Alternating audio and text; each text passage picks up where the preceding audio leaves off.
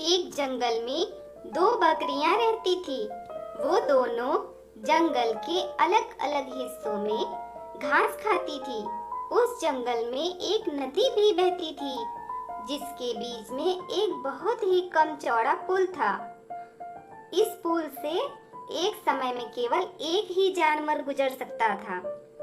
इन दोनों बकरियों के साथ भी एक दिन कुछ ऐसा ही हुआ। एक दिन घास चरते चरते दोनों बकरियां नदी तक आ पहुंची।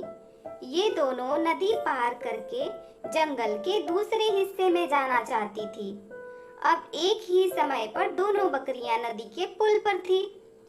पुल की चौड़ाई कम होने के कारण इस पुल से केवल एक ही बकरी एक बार में गुजर सकती थी।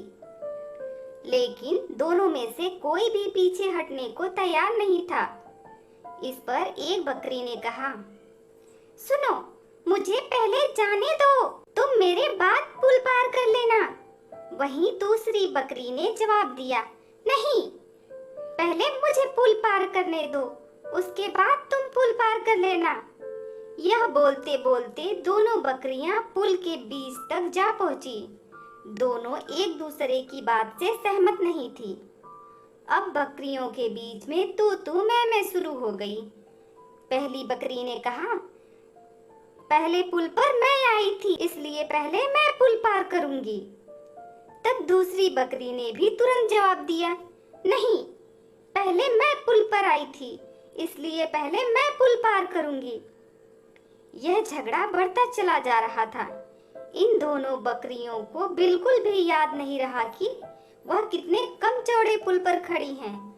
दोनों बकरियां लड़ते लड़ते अचानक नदी में गिर गई।